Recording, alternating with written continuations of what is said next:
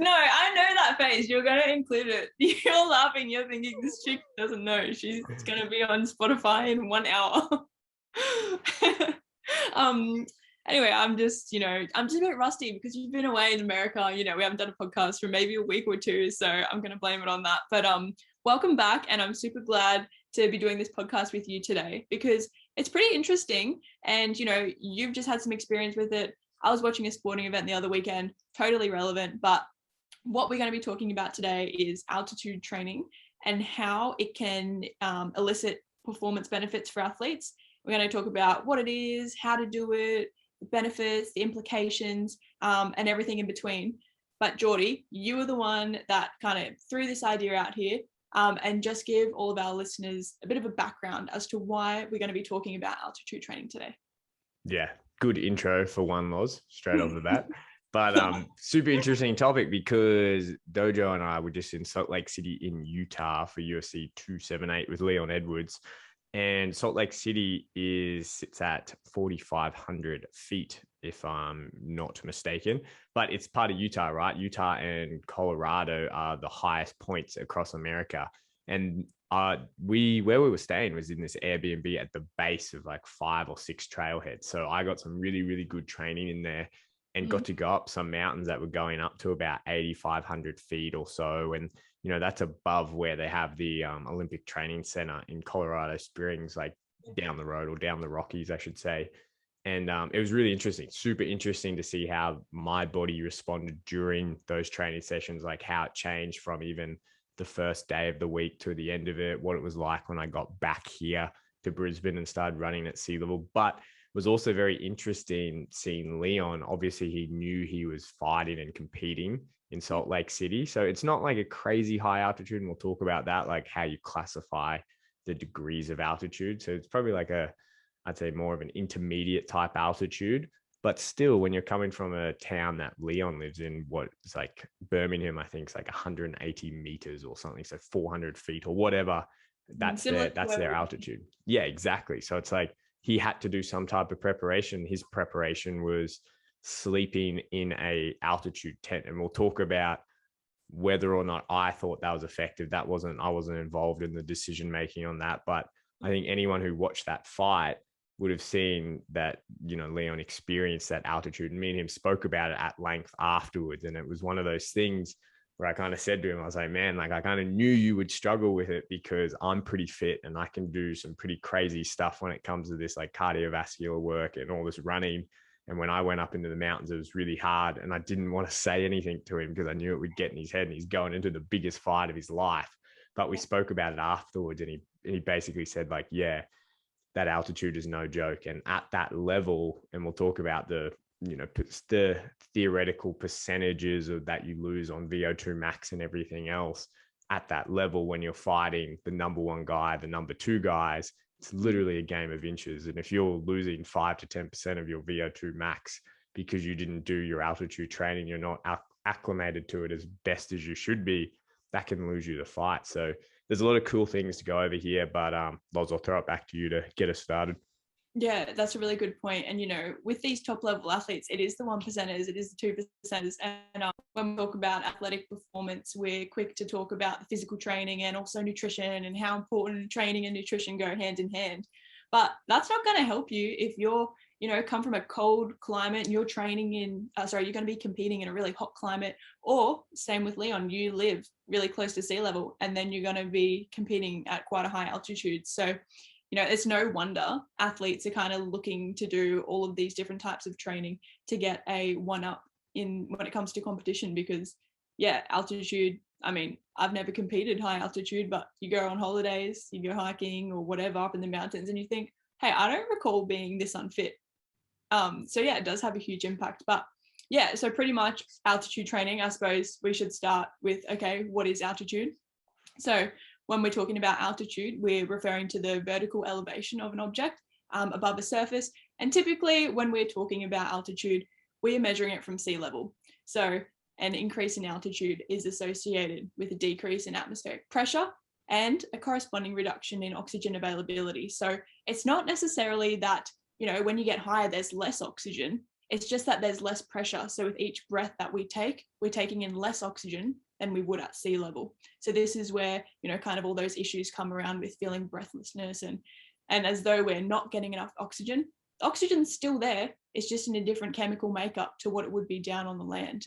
And you mentioned, Geordie, there's all the different classifications of altitude, and kind of depending where you're reading, the rough kind of classifications are low altitude is around 500 to 2,000 meters, moderate 2,000 to 3,000 meters, high 3,000 to 5,500 meters, and extreme altitude is anything above 5,500 meters. And if you're in America and you work in feet, I'm so sorry I didn't put feet in here, but for me, my brain calculates in meters. But when it comes to altitudes, I always think of Mount Everest, which is in the extreme altitude category at 8,800 meters, but luckily nobody's running ultra marathons up there, so we don't need to really worry about that extreme level.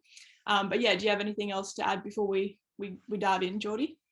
Yeah, just that point. I think it's important to reiterate when we talk about altitude, it's not that there is less oxygen, like Loz said. It's just the pressure of the oxygen that is up there is less, so it's less dense, as we say. And I think it's important you realize that is that there's still just as much oxygen, nitrogen, and whatever else gases are up in the air. It's just as you go higher, there's less pressure. It's like when you dive in the sea, and as you go down further and further, there's just more water particles and more water on top of you, so the pressure increases. It's the opposite when you go up into the air. There's just less pressure as you go higher and higher. And if you think about the mechanics of how our lungs work, they pretty much just work on what we call negative pressure. So you need pressure to be able to breathe in and exhale. So when we go up into these higher altitudes, it physically gets a lot harder because there's less of that pressure to be able to work this negative pressure system that causes us to breathe in oxygen and exhale CO2. But we'll get into all of that. Yeah, for sure. So I guess now that you understand what altitude is, altitude training is literally that. It's training at a different altitude. And typically when we're talking about altitude training, you're training at an altitude that's higher than and where you live at. So for example, we live on the coast in Australia. We're very much sea level. Someone who lives in, Colorado, Lake Louise in Canada, you're going to be at those higher altitudes. So altitude training, it kind of helps our body, which we're going to talk about now, adapt to that thinner type of air quality. And yeah, so our body can, our body's pretty clever. We can train it. So yeah, altitude training, similar to nutritional training or physical training, ultimately, it just helps us elicit all these adaptations that can help performance. Yeah, and I think it's important that people understand that there's short and long-term effects of altitude training. So say if we are here, I don't know, say we're in Vancouver and then we drive up to the Rocky Mountains and you end up in Banff or wherever and you are very high. Or if you're, I don't know, like I was when I was in Salt Lake City and then I ran up the top of these mountains and I went from 4,000 to 8,500 feet, like it's a fair bit of climb. You experience short-term like altitude and your body will adjust to that. And then when we talk about training, we're talking about more chronic long-term adaptations of what happens in that short term. And some of the things that you see when you're in that short term, you go up there, first thing you notice is your heart just starts beating. Like it just goes so much faster. One, because you're walking up these crazy hills, but because the air is getting so much thinner. And like we said, there's less pressure to get that oxygen around. Our body can't put all that oxygen around our body and get it to our working muscle. So we have to pump more blood to get our muscles enough nutrients to keep going. And then with that, our breathing increases. So you notice straight away your breathing rate will increase. And this is something I knew was going to happen. And I've worked with a breathing coach for years and years, and I knew it and we've spoken about it. And even when you're trying to do your breathing, you're trying to do like your gear work and go through nose breathing, mouth breathing, it's tough. Like you notice it and you feel it straight away. And it's not so much, I won't describe it as bad as breathing through a straw because that's pretty intense, but it's that concept is true. Like you absolutely do not feel it. One other thing that I noticed when I went out there for longer is you do urinate a lot more. And that's to do with even in that short term, your blood will become more alkaline. And the way that your kidneys is just a response mechanism is that it'll cause you to urinate more to rebalance the pH in your blood. But they're pretty much the three big ones that you'll notice immediately, say if you're actually up on the hill in the short term, is increased heart rate, increased breathing. You'll probably urinate. The fourth one that a lot of people don't really think about, and it's especially true when you're, say, just where we were in Salt Lake City, it's not crazy high altitude, but your sleep can get affected. And that's really, really important, because if you think about it, if you are training, even not even going up the mountains or just running around the streets or whatever it is, your sleep is all your recovery, right? So if your sleep's disturbed, then you're going to not have as good recovery. So when you go up the next day, it's probably not going to be as good. And I definitely experienced that in Salt Lake City. There were just some nights where I just could not get to sleep. I was tossing, turning, getting all these like weird coughs because my breathing was out and I couldn't really figure it out. And kind of a light kind of switch. And I was like, it's because of the altitude. I need to like figure this out. And it took me a few days, but I did get used to it. But man, it was uncomfortable. It's hard, hey. And yeah, there's that one, obviously, the impact it can have on our sleep, but there's a couple of other minor implications that come with altitude training. So we can touch on those later. But yeah, that was a really good summary, Geordie. And as you mentioned, initially when you are exposed to those high altitude, low oxygen environments, our body compensates. Our body's very clever. It always needs to try and fix immediately to try and solve the problem. And initially what's going to happen is, we will have that increased heart rate, increased breathing rate, which is why you can often feel very out of breath when you're hiking these mountains. It's a bit of a kick to the confidence. You think you're so fit, and then here you are breathing like a crazy person. And until you adapt, which can be quite a fast process, you can experience symptoms like Geordie mentioned, breathlessness, fatigue, sleeplessness, even nausea as well, headaches, confusion, all these things. And we'll talk about altitude sickness as well. But as I said, our body's very clever. And it doesn't take too long for our body to begin adapting. And with increased exposure to these lower oxygen environments, our body begins to produce some more erythropoietin, or EPO. And it's actually a hormone that's produced by our body. So what this hormone does is it signals to make more red blood cells. And in case you don't know, red blood cells carry oxygen all through our body. So it's super important to have a lot of them, at sea level. But when we reach those higher elevations where we're not getting as much oxygen in, we need all the help that we can get. So as our body starts to adapt to these high altitude environments, we are producing more red blood cells to try and carry that oxygen throughout the body. And also during this process, our blood plasma actually starts to decrease. And with a decrease in volume, our hemoglobin concentration is higher. Now, hemoglobin is the molecule that helps to transport oxygen all through our body. So it's really important as well that we do have high levels of hemoglobin. So together, the increased volume of red blood cells and hemoglobin is going to help our body to become more efficient at transporting oxygen through the body to the muscles. And especially when we're talking about sports performance, you really want this to be happening, because the more oxygen that's being delivered to the muscles, the faster we can move. It helps our exercise capacity, our aerobic capacity, as you mentioned, Geordie, will improve. We'll get better at managing our heart rate, managing our breath work as well. So, obviously there's the benefit there in terms of our blood cells, but also as we adapt to these high altitude environments, our aerobic capacity is increased as well in terms of breathing rate, heart rate. And, talking about EPO, I think it's probably good to mention that this is often, comes up a few times in doping issues. I know there's been a few things with the Tour de France athletes in the past, but EPO, as I mentioned, is actually produced by our body. But some people, they like to go a little bit over the top and actually intentionally dope with EPO because of the impact it can have with increasing red blood cell volume. So obviously we're not suggesting to do that, but it's just important to note that if you've ever heard of EPO or EPO doping, it's actually because this hormone that our body naturally produces is pretty awesome. It's helping us to increase our red blood cell volume. But we can do it naturally by training at high altitudes. So you don't need to dope. Yeah, that's pretty much the whole crux of why you're doing the high altitude training, right? Is to increase the EPO in your system to produce more red blood cells to get greater oxygen delivery. I'm sure most people who are listening to this, if you're an endurance athlete, I'm sure you've read Tyler Hamilton's book where he kind of spilled the beans about, Lance Armstrong and the Tour de France and how pretty much everyone on the tour was doping. And this was one of the tactics, right? Like not only were they using artificial EPO and putting that hormone in, they were also doing blood transfusions to increase the red blood cells to help increase that oxygen delivery. And it worked, right? Like even in the book, Tyler Hamilton talks about it, and they talk about how great they felt, once they get that EPO in and they get those extra red blood cells, because you're quite literally being able to transfer more oxygen to the working muscle and being able to go further for longer and go a lot harder while you're doing it. Yep. It's pretty crazy to think that people obviously go to that level, but just because, there's some pretty significant performance benefits. And, altitude training has definitely become quite a popular training protocol among the elite athletes.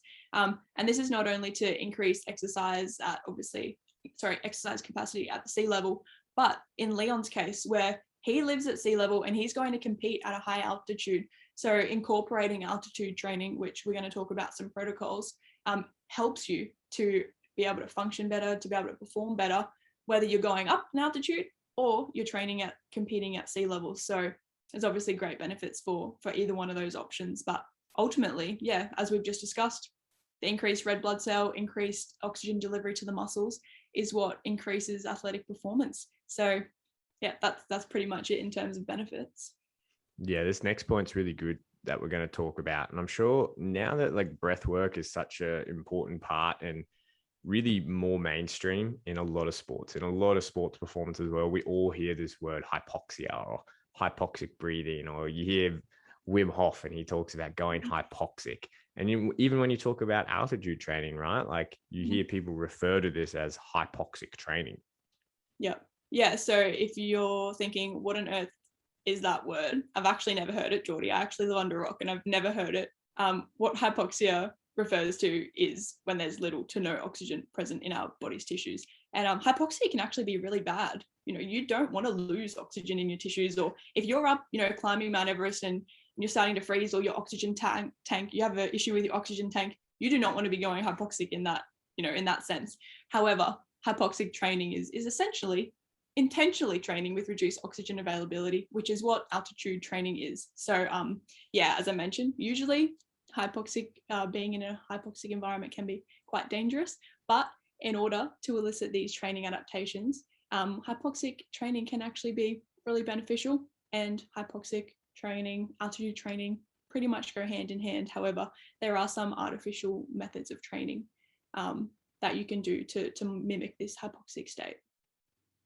Yeah. And I think anyone that's done or seen like Wim Hof breathing, and if you've done the breath work yourself, the reason you can hold your breath for 2+ minutes is because you go hypoxic, right? Like you're actually depleting all of the oxygen and you're building up the CO2. And it's a big thing. We won't get into it. We might do another podcast about it called Co2 Tolerance Training.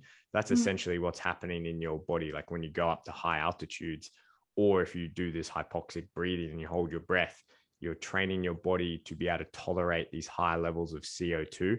The thing is when you have more CO2 and oxygen going down, like you're starving your brain and you're starving your organs of oxygen. This is like when you start seeing like closing in and start going black, and you see people pass out. Like it's a very natural reaction in the body when CO2 builds up to pass out, hit the floor, and then take a big gasp of breath in to be able to replace that oxygen. Definitely. And that's not what we want to achieve. And I think it's probably a good segue into something important that we should address, which is altitude sickness. But ultimately, I don't know, whenever I hear altitude sickness, I never think of athletes. I always think of people hiking. I know that's so silly, but you forget that, okay, yes, altitude sickness is a real thing. And as we mentioned before, initially you feel sick, you feel really out of breath, it can impact your sleep. But ultimately, all of these things are occurring because we don't have enough oxygen circulating through our body.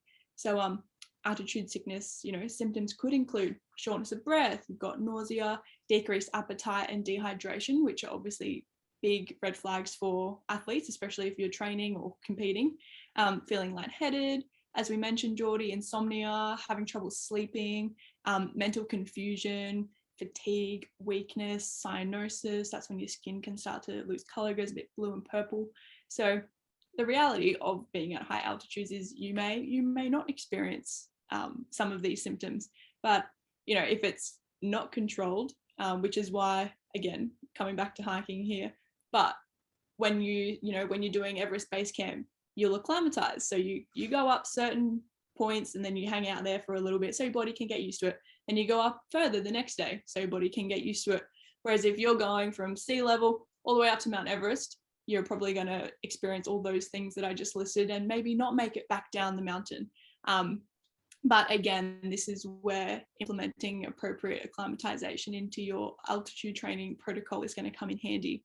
But yeah, in terms of altitude sickness, if it isn't managed properly, or if you go too high too quickly, you can run the risk of, you know, it being life-threatening. And I don't know if anyone's watched 14 Peaks, that documentary on Netflix. I think it's such a good one. But the guy in the film NIMS, he talks about HACE, which is high altitude cerebral edema, and that's ultimately fluid buildup in the brain, which is pretty serious, pretty dire, and it can impact your cognition and your behavior. And from memory, in the documentary, he imagined an abominable snowman or something. So, you know, altitude sickness is very serious, and it can lead to pretty bad consequences. But, you know, when done correctly, you might feel a bit sick, you might have trouble sleeping. But yeah, Geordie, your experience. Yeah, like you definitely experience a lot of those things. I know when I went up, and I think it was the second day when I actually went to the peak of this second mountain. I did one mountain, the first one, and I only went up about, I'd say halfway, 3/4, and I had to sit down. I was like, man, this is tough. Like I was panting, breathing. I could only do like 30-meter, 40-meter bit like sprints up the hill. But like, keep in mind, this elevation was pretty bonkers. But I had to sit down, stop, and then I had to go back down because, I was getting the headache. I was getting like quite lightheaded. I was starting to feel dizzy, and it's like, you probably could push through, but it's silly, right? Because if you're feeling that there, like imagine what you're going to be feeling at the top when it may only be an extra, 1,000 feet or whatever it is. And, as you go up, the more you go up, the less pressure there is in that air, the less oxygen you're going to be getting. And you're just not acclimatized. Like the first day I went up was really rough. And even like after a few days when I started getting used to it and I went the next mountain higher, like I absolutely felt it. And there were points where I was getting like kind of closing in. I wasn't to the point, like it wasn't high enough where I'd be getting severe altitude sickness, but definitely like the early stages.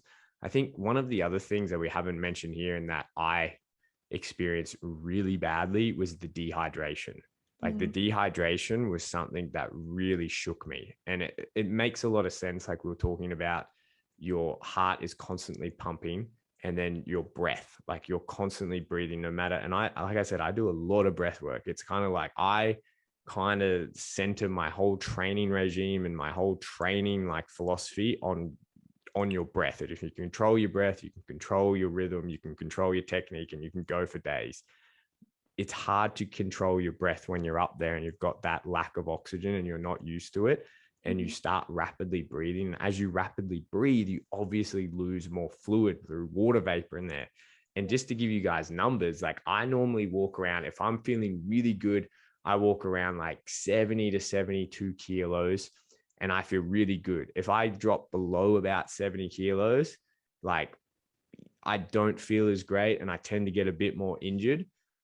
And when I was up in these mountains, I usually lose in a training session. If I go for say 3 hours, I'm a pretty heavy sweater. I'll lose like 1.5 liters per hour. I could lose anywhere between 3 and 4 liters, and that's pretty normal. These sessions, I was coming down and I was jumping on the scale. One day I hit just above 66.8. And then I got down to 67 one day and then 68 on another day. Normally, I never, ever like seeing below 70 when I've been on top of my hydration. I fueled up beforehand. I'm getting fluid in while I'm training. If I go below 70, I know I've stuffed something up. And because the dehydration on these mountains was so severe, I was dropping liters and liters of fluid, both through sweat and the increased water vapor.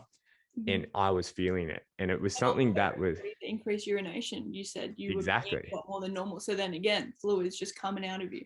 Yeah. And these are like weights that I haven't seen for years. Like I would never, ever intentionally let myself get that light just every day walking around. And in training, if I've let my body deplete down to that much, I've stuffed up my hydration and my fueling strategy massively. So the fact that like I got through, and I wasn't even that aware of it because you're trying to deal with like, the slight nausea and then the lightheadedness and then the dehydration is probably compounding those effects as well. And again, keep in mind, this isn't that high. This is at an intermediate altitude. So like these are pretty severe things. So I can only imagine when people are going up to these high altitudes and trying to get this training in, just how severe these acute symptoms can be and how detrimental they can be to your training and your performance and your health if you don't address them properly. Was this something that Leon was aware of or that you were mindful of with him? Obviously, while you're over there, you're there during that whole week. When you're cutting weight, obviously there's, water loading or water manipulation going on there, but, how did you manage this with him?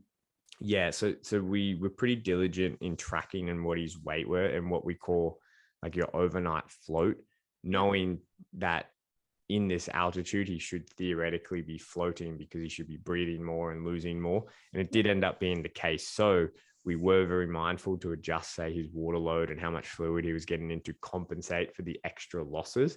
I guess in a weird way, it did kind of help when it came to cutting the weight, because even just going out for a walk, you're going to lose more fluid through the water vapor and urination and everything else than you normally would. But it's definitely like a consideration.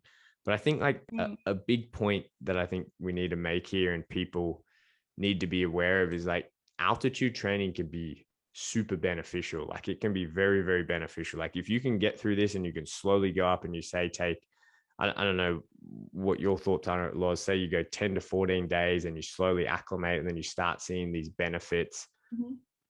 You need to remember that by the time in those 10 to 14 days taking you to acclimate, you're probably going to have quite a decrease in your training quality. And I think a lot of people don't talk about that. And they just say, hey, I'll go up to altitude and I'll go training. It'll be great. And I'll get these mad adaptations. I'll come back down to sea level. It'll be really cool. It's like, yeah, but also you need to keep in mind that for the 10 to 14 days that you're acclimating up there, you're probably having quite diminished sessions because of everything we just spoke about. And it's really important. And it's something that you need to work really closely with like your coach and your practitioner, whoever is advising, is like, how do you time this? Like, how's the best way to time this and how to do this so you can peak properly? If you've got a competition, how do you come back down and make sure that you do have those adaptations and you didn't just go up there and then just get 3-4 weeks of really diminished training and then all of those benefits are gone by the time you're actually competing. So making sure you time this is really, really important. Yeah, for sure. And, we're dietitians, we're not trainers or, Olympic performance coaches or anything like that. But what you just said is very important. It's so true because, to be honest, you don't need to be up there training at maximal intensity. Simply being at high altitude, you're going to start reaping the benefits. Whether you're going for an all-out run or you're just laying in bed, your body is working to adapt and to become more efficient at oxygen utilization. So from my perspective, not being a trainer or anything like that, I think obviously, yes, there would be multiple ways that you can incorporate altitude training into your training, but during a taper or during a period of training where you have a lighter load or you've got kind of less intense workouts would be good because you're going to be up there, it's going to be hard, you're not going to be sleeping properly, recovery is going to be a little bit so. But ultimately, as long as you're up there in these high altitude environments, you're going to be seeing those physiological benefits.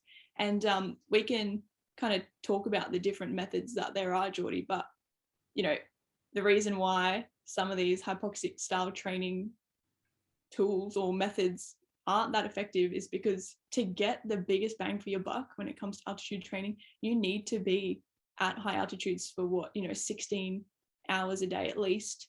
If you're just going up there for a session or you're just sleeping there, probably not going to be getting those benefits. So ultimately, just living there, you're gonna really see the benefits of what comes with high altitude adaptations. Yeah, and that's a good point, right? Like, and that's why they have the Olympic Training Center in Colorado. Why they have it so high is because to get these adaptations, like Loz just said, you need to be there for at least 16 hours of the day. So you always hear stories of people say they live lower at sea level and then they'll go up and then they'll go train at higher altitudes and they might get a 4 or 5 hour session.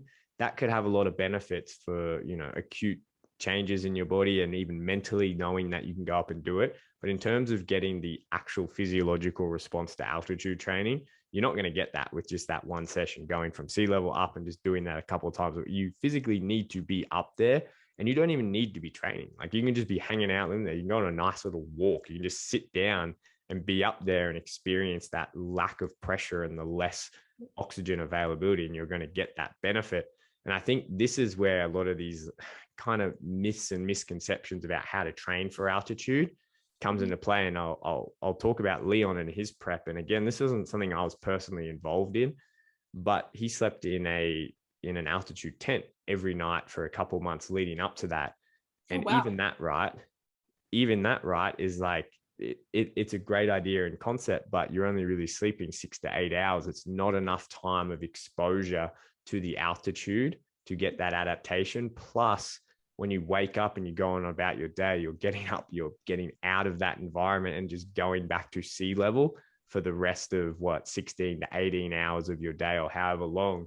So it's kind of like take one step forward, take 2 steps back, and it's probably not going to do much. And it's the same when we talk about those weird little masks that are meant to imitate high altitude or whatever. You can't change the pressure of the oxygen around you by putting on a mask. You can absolutely restrict the amount of oxygen that you get for sure, but you're not going to be changing the actual pressure. So the best way to get this altitude training in is to go up and be in the altitude. And that doesn't necessarily mean you need to be training gun for like hell for leather every single day that you're up there. You just need to be in that altitude. And what we know is probably going to be the best is like 14 to 16 hours of your day being up there. Yeah, definitely. And as you mentioned, yeah, those silly little masks on your face, altitude tents, hypoxia sleep chambers, even those, gyms that have those altitude training rooms. That's so cool. Go and do your 45-minute HIIT workout in your altitude training room. It's great to be able to train with reduced oxygen availability. But yeah, as you mentioned, the pressure is still the same. You're going to go out, go and get your coffee, go to work, continue about your day at sea level, and you're not going to be getting those benefits that come from being in that high altitude environment for long periods of time. And pretty much, research shows that you need to be up there for at least a week, if not 2 to 4 weeks, to really maximize those benefits. Yeah, exactly. And I think it's important that that's a good consideration. I'll bring it back to like the fight that we just had on the weekend. Kamaru Usman, who Leon fought, looked like an absolute beast, but he does 8 weeks of his training camp up in Colorado Springs, where really close to the Olympic Training Center. So he's up at 6,000 feet. So he's actually coming down to Salt Lake City. So his body would have been very, very used to that lower oxygen availability. And when he came down to Salt Lake City, as weird as it sounds, probably had more oxygen availability than what he was used to. So his body was absolutely primed. And I guess that's the whole idea with the Olympic training centers or any of these altitude training centers, right? You take athletes that are going to be competing at lower altitude, you put them up there, you get those positive adaptations, and then there's a theoretical benefit. Or as Loz said earlier, you've got athletes who are, say, doing ultra endurance races, say like Leadville 100, which is just the craziest race where they're, starting the race at 9,000 feet or something. So you've got to get used to, and there's peaks up to 12,000 or whatever crazy amount it is. You need to do some type of altitude training to get used to that. So whether you're doing this to come down and compete at sea level or you've got competitions up, it is really useful, but you just have to know a few ins and outs of it. And it makes it so much more efficient. I think something that a lot of people don't talk about, right? Like if we were in Oz, like you and I are, Loz, like, I know I'm looking out my office window now. There's not a lot of like big mountains you can do this. Sometimes it's just absolutely not practical, right? Mm-hmm. Definitely. And that kind of brings us into the limitations of altitude training. And it's great for all those top level athletes that have sponsors that, they're paid to exercise 24/7. But for most of us, or for casual, more casual athletes, access, whether that's physical, as you mentioned, there's no mountains outside of either of our windows, but also the financial costs that comes with relocating to these high altitude environments to train. If you've got the funds behind you, if you've got the time to take off work, obviously, yes, that's so amazing. Get that prep in, go and train at a high altitude, but it's not accessible physically or financially for most people. And another, a few other limitations while we're talking about it is we all have different physiological responses to everything. It's the same as us saying, nutrition for you isn't the same as it is for me. The way your body responds to a high altitude might be different to another person's. For example, if you already have a really high red blood cell count, you got high levels of hemoglobin, you're an elite level athlete, you're probably not going to see as big a change in your performance training at that altitude as opposed to, say, myself, who's not an elite level athlete going up there.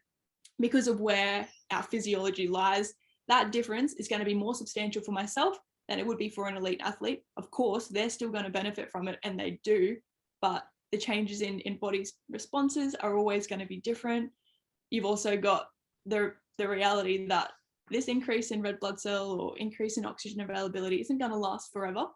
I think, from what I understand, Geordie, correct me if I'm wrong, it's effective for around 2 weeks, that kind of increased oxygen delivery and aerobic capacity. But after a while, it does start to dwindle off. Again, comes back into tying your altitude training period in with competitions to make sure that you're getting the peak of maximum efficiency, really. And as well, Geordie, you mentioned sleep is impaired. When we're talking about athletes, obviously, yes, nutrition is a huge thing for recovery, but so is sleep. And when you're at high altitudes, it's very common to have poor quality and quantity of sleep, which can then impact recovery. So you're probably not going to be in your prime if you're spending extended periods of time at high altitude and you're training. So your recovery might take a little bit of a hit. As well, something that I think is quite interesting is your iron status. So iron, in case you don't know, if you want to know a little bit more, I know I've done a post on iron. Even the Dojo Dietitian's got a really great Instagram post on how iron works, but same with hemoglobin. So hemoglobin binds to iron and it helps to transport oxygen through our body. So in order for our body to be really efficient at delivering oxygen to our tissues, we need iron. And athletes, especially female athletes, we're already quite susceptible to being low in iron. So if you've already got low iron levels, it's going to be a little bit of an issue in terms of oxygen delivery. If you're then going to a high altitude environment and you have low iron, you got low hemoglobin, you're really going to struggle to have those adaptations and to have enough energy and oxygen availability. So ensuring that either medically or through your nutrition, that you are on top of your iron levels before going to a high altitude location is a really important consideration, which I think a lot of people probably would not even think about. Yeah, I think that's a great summary. I think if we're going to wrap this up now, I think if I was going to take everything that I know about altitude training plus the experience I just had in Utah, and there are definitely races I want to do over in the States that are at altitude, and I definitely want to go do some training camps out there and get up high. The things that I would be doing to make sure that I'm getting the most out of it is, one, I'll go into a town where I'm going to be living there and I'm not going to be training hell for leather every single day. I think you just have to appreciate that, you know, while we're up here, we're getting the physiological benefits, but we need to appreciate that we're not going to be hitting PBs, at least while we're acclimating to that. Save that for when you get back down to sea level. In terms of our nutrition, what I'm thinking of is your hydration is going to be hugely important, making sure you're staying on top, because especially if you go at a nice time of the year, like I was in a really nice time of year, you're not particularly feeling like you're too dehydrated or that you're sweating because you're up there. It's nice. There's a good breeze. The sweat's just coming straight off. You don't realize how much you're losing, but staying on top of that hydration is really important. Making sure you're eating enough and having enough calories when you're not training, plus when you are training, is really important. Like Loz said, all these things are going on in your body. You're getting like these slight bits of nausea and a bit of a headache, but decreased appetite is a real thing. And you don't necessarily feel like eating once you get down there. That was something I experienced like the first few days. It was hard for me to put all that weight on that I lost, given that it was just energy reserves and fluid. It was hard to put it back in because I just did not have the appetite. And it's just like, you kind of do feel really run down. You do just want to sleep, but then your sleep is kind of tarnished anyway while you're there. So it's a bit of a vicious cycle. Oh my gosh. Exactly. The next thing I would do is come up with some strategies for sleep. Like just do everything you can to make sure you've got good sleep hygiene, have a good routine, stay away from the lights, make sure that you're getting in and out at the same times, staying off your phone once you get there, making sure you're hydrated when you're going to sleep, like making sure you're in a nice room, you've got good blankets, you've got good pillows, all of that, just to do whatever you can to preserve your sleep. And obviously, like Loz just spoke about, if you are someone that's susceptible to low iron, that's something you really need to be mindful of once you're up there. But I think overall, that's a pretty good summary of altitude. It's crazy. Like it's a very, very interesting topic, right? And one of the coolest things I think when we talk about altitude and you go, oh, does it really make that much of a difference? And I think after what I just saw on the weekend with Leon, literally, we're talking, like, a lot of people talk about elite level athletes, and I'm not saying that people don't work with them, but like what we just did is that Leon is right now the elite level athlete. Like, he just knocked out the pound for pound best fighter in the world. He just knocked him out. So when you beat the man, you become the man type thing. So it's like, that is elite level. And it's like these two guys going for it. And that altitude nearly did not help him at all. You know, like the altitude really nearly bit him in the bum.